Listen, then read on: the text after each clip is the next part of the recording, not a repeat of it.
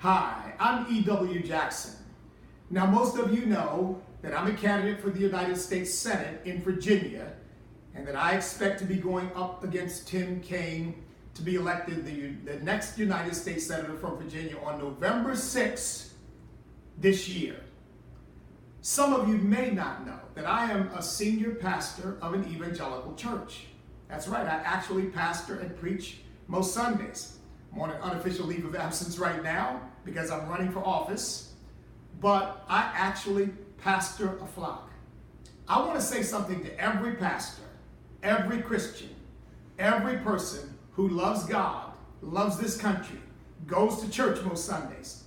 Our First Amendment rights are under grave attack, and we've got to stand up to fight for those rights.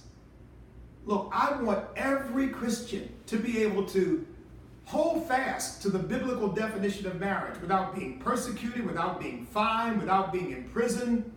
And there are people who want to do all of that and worse to Christians who simply want to hold fast to our faith. I want every Christian to be able to stand up for the sanctity of life without being made to feel like you're a woman hater or like you're trying to discriminate against women, when all we're trying to do is preserve the lives of those precious unborn babies. But none of that is going to persist. None of that is going to survive if we don't stand up. Our ability to stand up for our rights depends upon our willingness to go to the voting booth and vote our Christian values. You've got to register and you've got to vote. And by the way, April 19th is the final day for registration to vote in the June 12th primary. I would also say this. Yes, I'm a Christian and a minister, but I believe in the Second Amendment. I believe that we have an inherent God-given right to defend ourselves. And that the Founding Fathers believed that too, and that's why they said the right of the people to keep and bear arms shall not be infringed. What about that don't Democrats and the left understand? But if you don't stand up for that right, they are going to take it away. We've already heard rumblings that we need to repeal the Second Amendment. And we need to say, not on our watch. And I would also say this. We've got to stand up for the education of our children. Right now, our public schools are often places of indoctrination, not education. 88 schools in Virginia are not even accredited. Many of those schools in urban areas, some of them in suburban, or I should say rural areas of low economic status.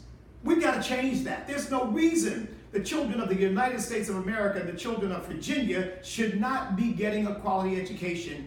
And my answer is we've got to have absolute universal school choice, and I've got a plan for doing that. A legislative proposal for a tax credit for anybody who sends a child to a private school. You get a tax credit for paying the tuition for a child to go to a private school or to be homeschooled. And finally, I would say this for all you Christians out there, all you pastors out there, the Constitution does not give us rights. We know that God gave us rights. God gave us freedom. The Constitution was written to secure those rights. But if we don't stand up for the principles that secure those rights, and for the God who gave us those rights, we may well lose those rights. I would urge you, this is not business as usual. This is not just a plea from some politician. I'm not a politician, frankly. I'm a citizen. I love God. I love my country. I love the Commonwealth. I'm making an earnest plea to you. You've got to register. You've got to vote. You've got to get every member of your family, every friend, every colleague who believes in the things I've just enunciated to get out and vote on June 12th. We need more than a mere off-year vote. Oh yeah, we'll just kind of vote in the primary. We need a wave. We need an unprecedented showing of Christian power. And I'm urging you to be part of that wave. We need a movement. And I'm urging you to be part of that movement. So listen, God bless you. I love you all. I love our country. I love this Commonwealth.